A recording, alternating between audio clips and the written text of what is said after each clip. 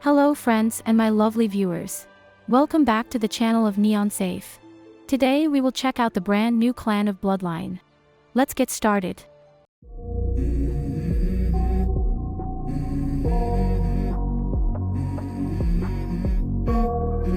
Let's go.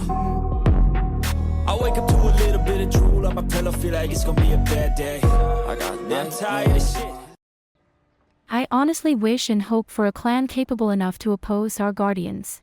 Especially for us free-to-play players, the battlefield has been very unfair for a long time now, so it would be nice with some changes, not gonna lie. Anyways, the first thing we may notice is that the male champion of this Lascivious death clan is a tank, while the female champion is a mage. So I don't know what you think about these divided roles. It may cause complications or challenges as they are sharing the same clan trait, or it may work just fine. But we should keep it in mind while discussing their skills, etc. By the way, that reminds me, the clan trait of these champions is yet to be revealed, but we have been given a small hint. It is said that the clan trait makes our champion's strength increase when our champion takes damage. So whichever champion has this trait will deal higher damage if he or she takes damage. We do not know if there is a time limit or if it is stackable though. So we will have to wait and see for when the clan trait officially comes out. For the time being, let us move on to discuss the skills of our male champion whose name is Nerix. In Nerix's active skill, he will create a link to the lowest constitution enemy which lasts for 4 seconds. During this link, our poor linked target will also suffer 70% of the damage our champion receives. And if there is an enemy with a demon mask on the field, our Nerix will also link to them. This linking increases the demon mask enemy's damage taken by 36% and also hampers the constitution recovery effect by 55% while the link is active. So basically Nerix drags the enemy down with him when taking damage. He also debuffs the demon mask enemies by increasing their total damage taken and lowering their ability to recover themselves. This proves we may invest in his constitution and make sure he takes damage from the opponent to get the best effect from this skill. In that way, Nerix can properly drag down the linked champion without the fear of getting himself killed. Let us see his passive skill next. When any enemy takes damage equal to 10% of their HP during battle, Nerix will absorb 1 wrath point from them. When we absorb 4 wrath points, it will be consumed to summon an aura that follows for 5 seconds. Our champion and allies within reach of this aura will take 40% less damage and recover 8% of constitution per second, which means we recover 8% constitution 5 times. The unlucky enemies who happen to be within range of Nerix's aura will take 150% strength damage per second and will be marked with the demon mark for 8 seconds. If we collect 4 wrath points again while this aura is still going on, then those 4 wrath points will be consumed again to refresh the aura's duration. To break it down, the enemy's suffering leads to a buff for the allies and a debuff for the enemies within range. The allies receive a damage reduction buff and a health recovery buff for 5 seconds. And the enemies will take more damage and be left with a demon mask for 8 seconds.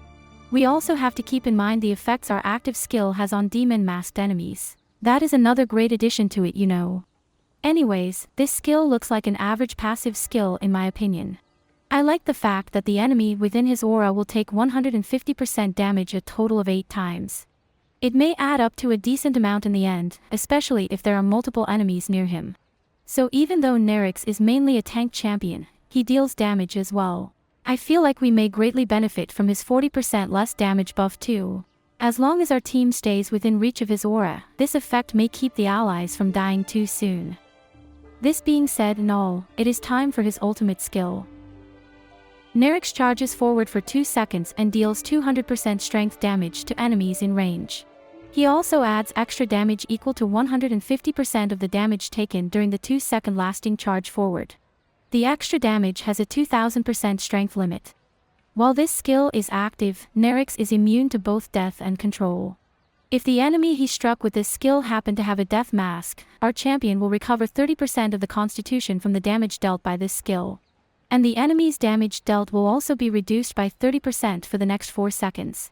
So our tank is dealing damage, but has a strength limit to how much damage he can deal. Nerix recovers constitution and debuffs the enemy's damage dealt for 4 seconds, if we are lucky enough to strike a death-masked enemy. And he is also immune to control and death, though I don't know exactly how he is immune to death. But I am guessing Nerix's HP may just drop to 1 point and then stay like that even if more attacks are being launched at him. Cause it doesn't say he resurrects from death or anything like that, so yeah. Anyways, I am not super impressed by him to be honest. Nerix is supposed to be a tank, but he is dealing damage in 2 of his skills, buffing and debuffing allies and enemies, then he is healing only himself, aka being a selfish type of champion. It is just a really confusing and weird combination of multiple things. And we don't have a Guardian encountering effect in either of his skills, apart from perhaps his temporary immunity to death. And a lot depends on Nerix's passive skills aura range as well. If the area is super small, then he may be absolutely useless in battle. Nerix is by the way more likely to perform better in PvP fights instead of boss fights, since most of his skills have AoE based effects. Anyways, I'm getting a filler champion vibe from him, and it may make sense though since we just recently got a new Guardian in Bloodline. But who knows, if his aura range is wide enough, then he may be a decent champion after all. Or if his skills are launched in the right order, against the right type of enemies, then he may also be great in battle. So he may possibly be a decent champion, but I cannot brand him as a meta champion unfortunately. Let us move on to the female champion whose name is Meledi. In her active skill she will cast a dark magic, which grants 30% critical evade rate to both her and all of her slaves. This demon shell lasts for 6 seconds, and deals damage to nearby enemies each second equal to 7% of the enemy's max constitution. This cannot exceed 1000% of her own strength, which is pretty low to be honest. If Nerix, aka the male champion of this clan, is present, then he will also receive this demon shell buff. So for those of us who do not know what this critical evade rate does, it gives our champion a chance to prevent being struck by a critical hit when attacked. To break down this skill, our Meledi gives herself, the slaves and Nerix if he is in the team, a 30% chance to evade critical hits. Then she also deals enemy constitution based damage. I feel disappointed with her 1000% strength limit by the way, cause I feel like we are given a too low of a limit. And I am overall not very intrigued by her active skill. Let us see if her passive skill is any better. When Meledi's HP drops to below 50% or takes lethal damage for the first time, she will become immune to lethal damage and summon a slave Darren close to the enemy who is attacking Meledi. This can trigger up to 2 times per battle. This Darren slave inherits all of Meledi's base attributes and shares all the damage Meledi takes while alive. Additionally, Darren will take 60% less skill damage from enemies, and this reduction can increase to 75% when the enemy has a demon mark. Darren's normal attacks deals 240% strength damage and has a 60% chance to stun the enemy for 1 second. This passive skill genuinely looks pretty good, but it is difficult to judge it when we are not told the time limit. For how long will Darren be summoned for?